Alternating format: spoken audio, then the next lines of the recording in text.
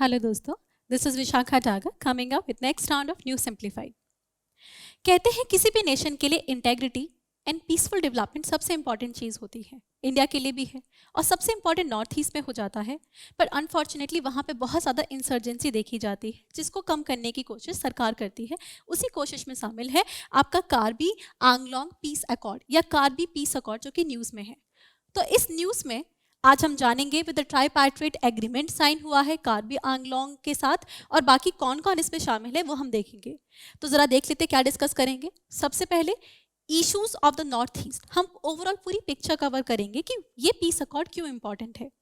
दूसरा, हम ये जानेंगे कि 6 शेड्यूल क्या है, उसके सारे प्रोविजंस एंड आर्टिकल। तीसरा, origin of Karbi Anglong conflict, कि कॉन्फ्लिक्ट होता क्यों है। और लास्ट में कि कार्बी आंगलोंग पीस अकॉर्ड क्या है और ये कैसे इंपॉर्टेंट रोल प्ले कर सकता है। इसी के साथ हम इसके चैलेंजेस देखेंगे और सिग्निफिकेंस देखेंगे। चलिए आगे बढ़ते, एक एक करके डिस्कस करते, पर पहले मुझे सवाल का जवाब दीजिए। Read the following statement. Karbi Anglong is govern under the 5th schedule of the constitution. दूसरा, autonomous district council are provided to the region for the effective governance। अब आप जरा सोचिए इनमें से कौन सी स्टेटमेंट सही है, अकॉर्डिंगली मुझे जवाब दीजिए। वीडियो के एंड में मैं दे ही दूंगी, तो आप कमेंट सेक्शन में लिख सकते हैं। चलिए आगे बढ़ते हैं। सबसे पहले नॉर्थ ईस्ट को समझने की कोशिश करते हैं।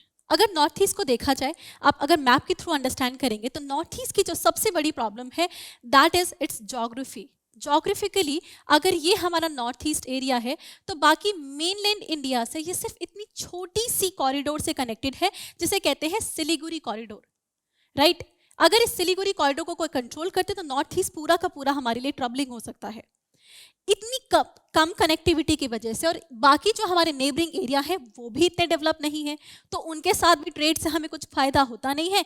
तो नॉर्थ ईस्ट का डेवलपमेंट बहुत ही ज़्यादा कम हुआ है, टू द एक्सटेंट जब नेशनल मल्टी डायमेंशनल पॉवर्टी आपकी 27% है, नॉर्थ ईस्ट की मल्टी डायमेंशनल पॉवर्टी आपकी 35% है। तो पहला प्रॉब्लम कनेक्टिविटी, जिससे डेवलपमेंट का इशू होता है। तो पहले कनेक्टिविटी याद रखें। दूसरा याद रखें is the problem of ethnicity. Ethnicity जहां वरदान होनी चाहिए वही नॉर्थ ईस्ट के लिए प्रॉब्लम हो जाती है, बिकॉज इससे तरह तरीके के कन्फ्लिक्ट होते हैं, जिन कन्फ्लिक्ट को 3 शेप्स में डिफाइन किया जा सकता है। The conflict in north east 3 तरीके का होता है। एक ट्राइबल इज टू ट्राइबल, एक tribal is to non tribal, और तीसरा होता है ट्राइबल वर्सेस स्टेट। 3 तरह के कन्फ्लिक्ट आपको कॉन्टिन्यूसली नॉर्थ ईस्ट में देखे जाएंगे। ट्राइबल जैसे नागा कुकी, या कुकी आपके कार्बी से लड़ते हैं। Tribal non tribal, because there is a continuous fear कि नॉन ट्राइबल ने नॉर्थ ईस्ट को इतना ऑक्यूपाई कर लिया कि अब उनकी पॉपुलेशन 50% से भी कम होने लगी है। आप कार्बीज की ही देख लीजिए, 1961 में वो कहीं 71% होते थे, अब वो 51% के आसपास है अगर आप 1991 का डेटा देखें तो। दैट्स वाई कार्बी आंगलोंग में भी 1991 के बाद कन्फ्लिक्ट शुरू हो जाता है, and that is the biggest problem. जहां हमारे 7% of the area, 7.7% of area है, और आपका 3.7% ऑफ आपकी ओवरऑल पॉपुलेशन बन जाती है, बट वो पॉपुलेशन इस तरीके से परेशान हो रही है। ओवरऑल जब भी आप नॉर्थ ईस्ट का कॉन्फ्लिक्ट देखेंगे तो वो इसी मैप के अकॉर्डिंग चलेगा, इन्हीं कैटेगरी में आप डाल सकते हो, बिकॉज इसी कॉन्फ्लिक्ट ने इंसर्जेंसी की शेप ले रखी है। वहाँ पे नॉर्थ ईस्ट की पॉपुलेशन स्टेट के ही अगेंस्ट खड़ी हो जाती है, जिससे स्टेट वर्सेस ट्राइबल कॉन्फ्लिक्ट होता है, जैसे आपका उल्फा है या NSCN है, एग्जाम्पल है। They are not happy with the present state of affair, ना डेवलपमेंट से और ना एथनिक कॉलोनाइजेशन, जो उनको लगती है कि जो गवर्नमेंट ऑफ इंडिया है वो अपनी एथनिक आइडेंटिटी उन पे इम्पोज कर रही है। So overall this is what define the आपका नॉर्थ ईस्ट के रीजन को। अब जानते हैं scheduled area. Scheduled area why we are discussing, government of India Panchsheel program लेकर आई और बहुत सारे डेवलपमेंट प्रोग्राम लेकर आई नॉर्थ ईस्ट से डील करने के लिए, जिसमें हमने 3 फैक्टर पे काम किया। पहला, विकास लेकर आना, डेवलपमेंट। दूसरा, उन्होंने बोला कि उनकी जो पॉलिटिकल ऑटोनॉमी पे काम कीजिए, जिससे कि उनके एथनिक फियर्स कम हो जाए, ये सबसे बड़ा इंपॉर्टेंट मैटर था। तीसरा, कनेक्टिविटी, जिसके लिए आप बहुत सारे प्रोजेक्ट देखते हैं, चाहे कालादान से नॉर्थ ईस्ट कनेक्टिविटी हो रही हो, चाहे आपका दिवरू सिखावा प्रोजेक्ट क्यों ना हो।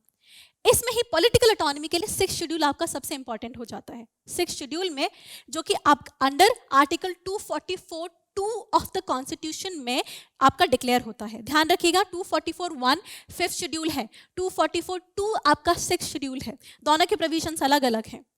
वहां पे जहां आपका 5th शेड्यूल में 10 स्टेट्स आती है, यहाँ पे सिर्फ आपकी 4 स्टेट्स आती है और आपके 10 एरियाज हैं।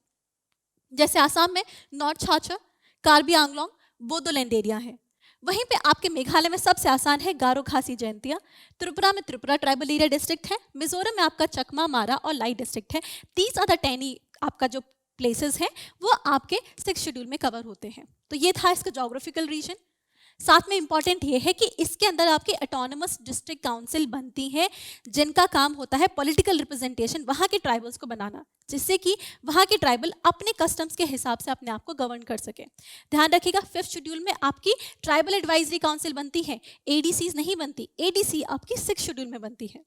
साथ में इसमें बोलते हैं कि अगर ये आपका पूरा, अगर मतलब इमेजिन करें ये अगर आपका पूरा एरिया है राइट, तो इस पूरे एरिया में जो हमारा पूरा का पूरा एरिया होता है इसमें वर्टिकल बहुत सारे रीजन्स हो जाते हैं। उन रीजन्स के लिए रीजनल काउंसिल बनेगी। फर्दर आपकी जो आपकी एडीसीज हैं वो आपकी विलेज काउंसिल बना सकती है। विलेज काउंसिल का काम होता है पेटी केसेस को सॉल्व करना। आपके थोड़े पेटी क्रिमिनल केसेस भी हो सकते हैं और मोस्टली आपके सिविल केसेस होते हैं, उसके लिए आपकी विलेज काउंसिल बनती है। इन एडीसीज का कॉन्स्टिट्यूशन क्या होता है, इसमें 30 मेंबर होते हैं, अनलाइक ट्राइबल एडवाइजरी काउंसिल जिसमें 20 होते हैं, इसमें 30 होते हैं। और इस 30 में भी क्या होते हैं, 26 आपके इलेक्टेड होते हैं और 4 आपके नॉमिनेटेड होते हैं जो कि गवर्नर नॉमिनेट करता है। जो 26 आपके इलेक्टेड है उनकी 5 साल की टर्म होती है और जो गवर्नर नॉमिनेट करता है उनको प्लेजर ऑफ द गवर्नमेंट वो रहते हैं, राइट। इसके साथ मोस्ट इंपॉर्टेंट थिंग कि any law of the parliament and state legislative assembly normally 6 schedule को अप्लाई नहीं करते अनलेस अनटिल गवर्नर डिक्लेयर सो। जबकि इस 5th शेड्यूल में क्या होता है, नॉर्मली 5th और 6th जो आपके लॉज ऑफ पार्लियामेंट वगैरह अप्लाई करते हैं अनलेस गवर्नर मना कर दे कि अप्लाई करने की जरूरत नहीं है with the consent of president. पर यहाँ नॉर्मली अप्लाई नहीं करते, गवर्नर अप्लाई कर सकता है। That is very important. Governor का रोल यहाँ बहुत इंपॉर्टेंट है बिकॉज 6th शेड्यूल का एरिया इंक्रीज या डिक्रीज आपका गवर्नर ही करता है, जबकि 5th शेड्यूल में ये काम आपका प्रेसिडेंट करता है। आई होप इससे आपको 6th शेड्यूल और 5th और 6th शेड्यूल के बीच का डिफरेंस समझ में आ गया हो।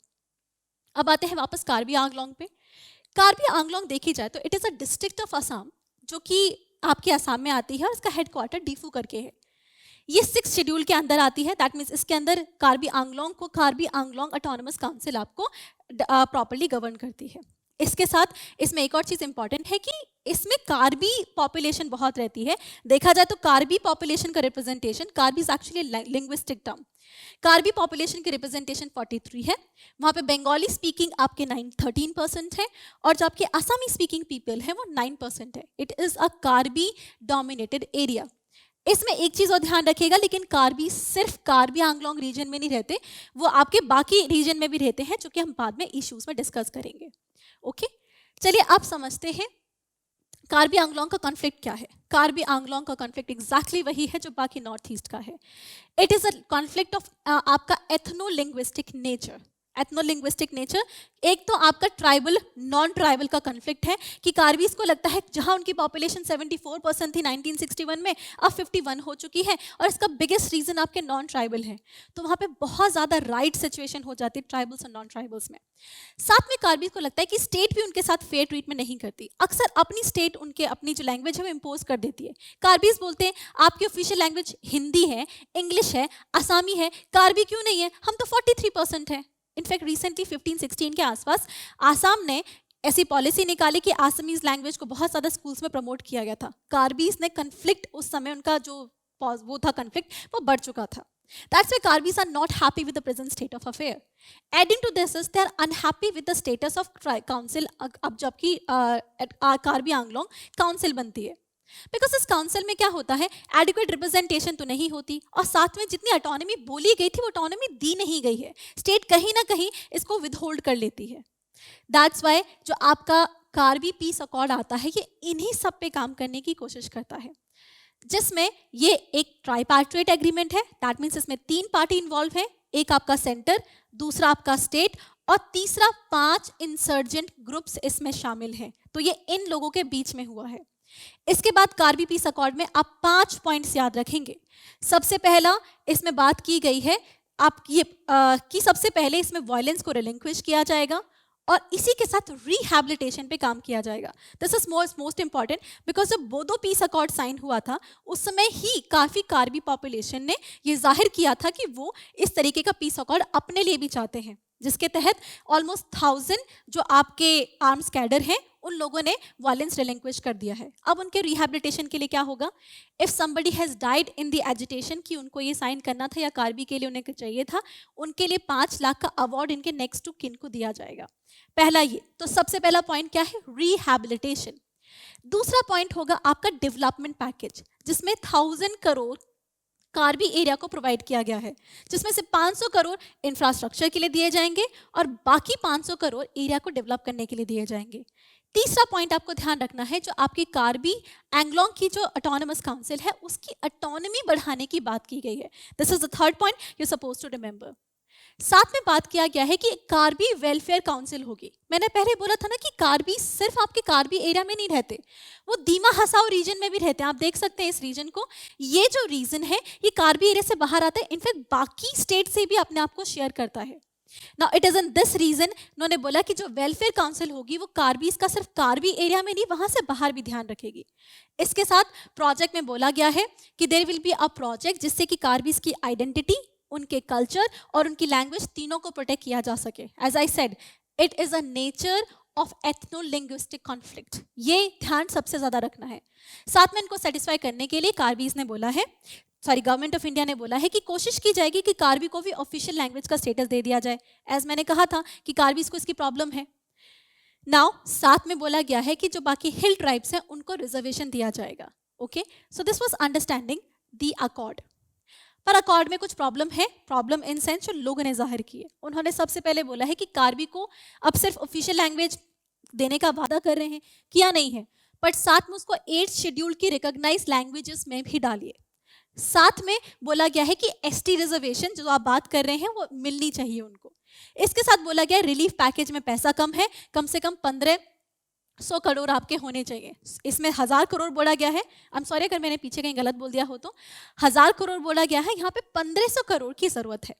साथ में दिस इज, पर इसके बावजूद ये जो अकॉर्ड है ये आपका बहुत इंपॉर्टेंट है, because this is in a series. अगर आप देखा जाए तो ओवरऑल नॉर्थ ईस्ट में वेरियस इंसर्जेंट ग्रुप किसी ना किसी तरीके से गवर्नमेंट ऑफ इंडिया से अकॉर्ड साइन कर रहे हैं। It is a sign that north east में कहीं ना कहीं पीस स्टैब्लिश हो रही है, लोगों के अंदर गवर्नमेंट ऑफ इंडिया के अंदर ट्रस्ट बढ़ रहा है, और वो ओवरऑल आपकी जो नेशन स्टेट है, जो आपकी गवर्नमेंट ऑफ इंडिया है, उसके साथ पीस बनाना चाहते हैं। जैसे आपका इससे पहले आपका बोडोज ने साइन किया था, इसके बाद आपके ट्राइब जो आपके त्रिपुरा के ग्रुप है उसने भी साइन कर रखा है, इनफैक्ट ब्रू ने भी अकॉर्ड साइन कर रखा है। So this is a recent in series and that's why it is very important कि इसे उसी लाइट में देखा जाए जब आपका जो नॉर्थ ईस्ट एरिया है उसमें पीस स्टैब्लिश हो रही है। Now thank you, that's for all. अगर आपको हमारी न्यूज़ पसंद आई तो हमें लाइक करें, पर उससे पहले मुझे सवाल का जवाब दें। बताइए इसमें से कौन सी स्टेटमेंट ठीक थी? अगर आप देखें तो पहली स्टेटमेंट में 5th शेड्यूल बोल रखा है, जबकि जवाब 6th शेड्यूल होना चाहिए। दूसरा तो ये पहली स्टेटमेंट गलत हो गई, तो ए एंड सी चले गए आपके। दूसरा ऑटोनमस डिस्ट्रिक्ट काउंसिल की बात की गई थी, तो आंसर आपका डी है। पसंद आए तो हमारे चैनल पे आप कंटिन्यू करें। Thank you so much. Current Affairs by Forum IAS is an all-in-one program that covers the dynamic aspect of the syllabus from both prelims and mains perspectives. Last year, we have helped more than 100 students crack IAS with our current affairs classes.